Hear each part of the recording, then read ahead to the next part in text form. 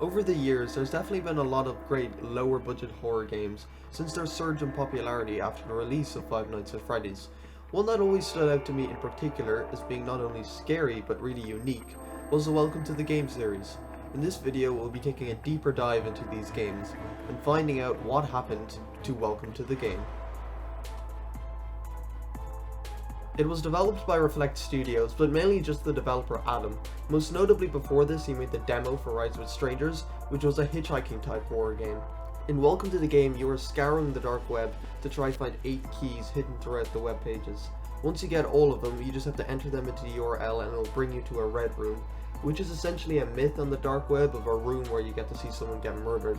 However, while you're doing this there will be a kidnapper and a crazy guy with a knife known as the Breather coming to kill you.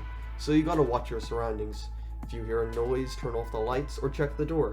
All the while you have to deal with people trying to hack you from your PC and a limited amount of time. There is a lot you have to deal with, and the ambiance as well makes it so stressful and tension filled.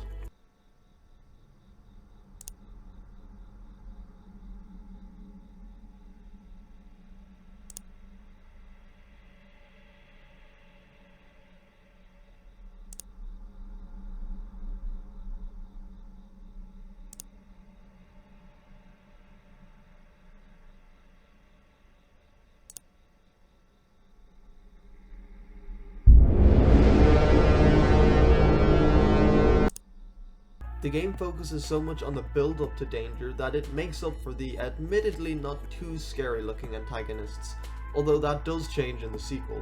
The game could have easily fallen into the trap of becoming too easy once you understand the mechanics of how to deal with the threats, but it doesn't because of how random they are. Specifically in regards to the audio, you have to be listening to small sound cues to know if they are there, and if you miss an audio cue for any reason, you die.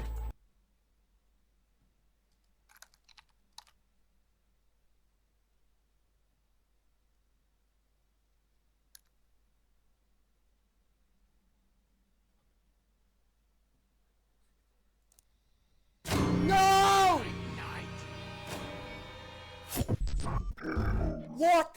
Except quite often there'll be fake sounds to throw you off, like maybe you'll hear the wind brushing against the trees, or something which sounds like footsteps but actually isn't.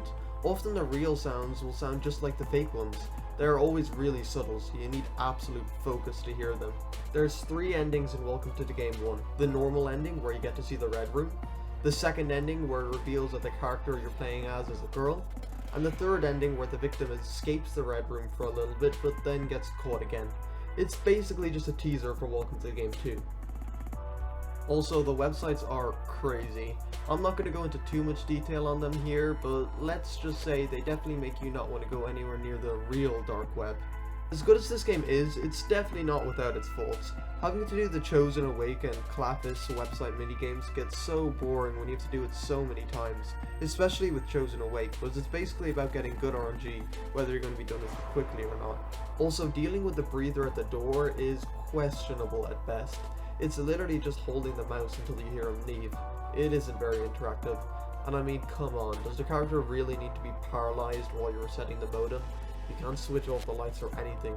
You just gotta sit there and watch the bar slowly move up. I get that they wanted a type of gameplay mechanic that would keep the player stationary for a while, but having this be the reason feels kinda cheap. So overall, Welcome to the Game 1, while not perfect, is a great game that excels at being so unique and memorable. Now, one game I imagine a lot of people might forget is The Waiting Room, a free DLC add-on to Welcome to the Game 1. It changes things up with just one antagonist. If you hear him while you're on your computer, you have to climb through the vents and pretend to be asleep. Other than that, there isn't anything too different. Most of the websites are the same. You are required to look through each one much more thoroughly now, because there's no hints to where a key might be. I think this balances out quite nicely, because there are less threats you have to deal with, so instead it makes the main objective harder. The game, funnily enough, picks up on your mic, so you gotta make sure you don't make too much real noise, or you'll be heard in game. And the jump scares, they always take me off guard because of just how loud they are.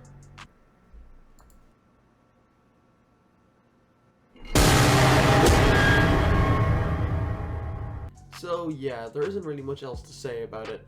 If you loved Welcome to the Game 1, then you'll probably really like this one also. The name Waiting Room definitely fits quite well for this game, because it's pretty much just a waiting room for Welcome to Game 2. Speaking of Welcome to the Game 2, Help me!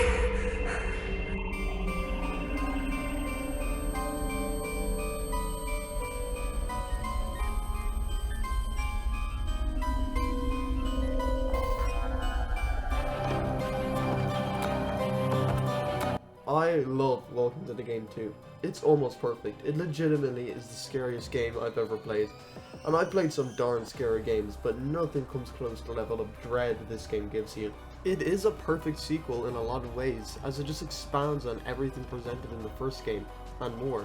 In Welcome to the Game 1, you had part of a house you could move around, but in Welcome to the Game 2, you've got an entire apartment building, plus a back alley. In Welcome to the Game 1, you just have the kidnapper and the breather, but in Welcome to the Game 2, you potentially have 5 enemies, with Noir, Lucas, the breather, the literal police, and potentially the dollmaker. And the websites, they take it to a whole new level, to where you're almost questioning where Adam sourced a lot of these images from.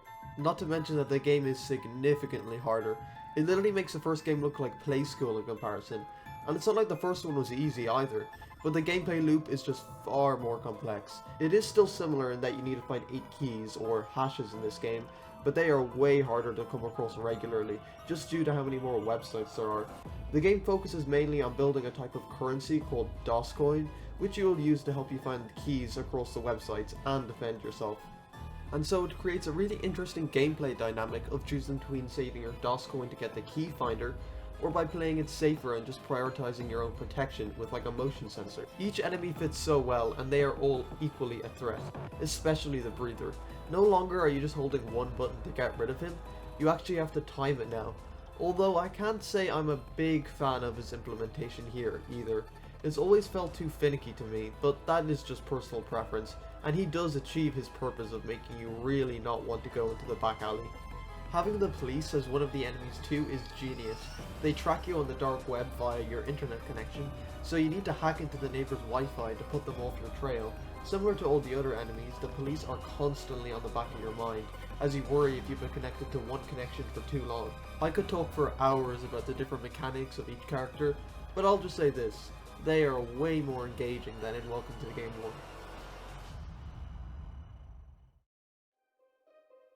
So the main ways you earn DOS coin in this game is through backdoor hacks and VPNs, but mainly backdoor hacks.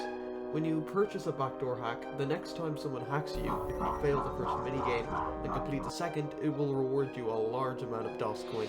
It can be really anywhere from 20 to 70 or even over 100 sometimes. Compare this to the VPN, which even in its best possible sweet spot, might make you 7 every 2 minutes passively. Which isn't bad, but you would need like 5 of them to even match one backdoor hack. And this is where an issue lies for me. The backdoor hacks just dominate way too much. I mean, you know it's bad when people actually want to get hacked. In Welcome to the Game 1, getting hacked was never a good thing, but in Welcome to Game 2, it's nothing but a good thing. There was a strategy called force hacking where you have to keep on refreshing a dead link until you get hacked, which sped up the process. And Adam nerfed it so it was less consistent. And if anything, that nerf just highlighted the issue more, because even after it was way harder to force yourself to be hacked, people still used it because what else are you going to do? Backdoor hacks are the only thing that will make you enough money to win. You need them. And I think this could have been easily corrected by having another way of earning DOS coin that was just as effective but required more skill from the player. But that is my only issue with the game, that isn't just a personal preference kind of thing. So, in conclusion, Welcome to Game 2 is just amazing. It is what every good sequel should strive to be. And let me just finish off by showing you the website that gives me the most creeps of all. Not necessarily because of how gross it is, but because of how this seems like it could actually exist in real life. And it's been proven that some websites were inspired by the real thing.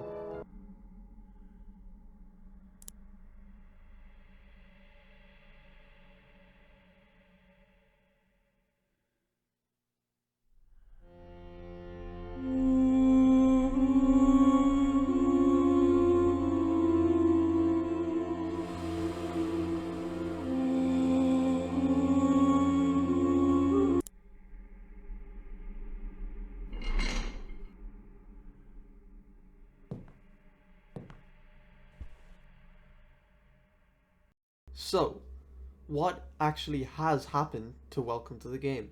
The last one came out in 2018, so it's been 5 years.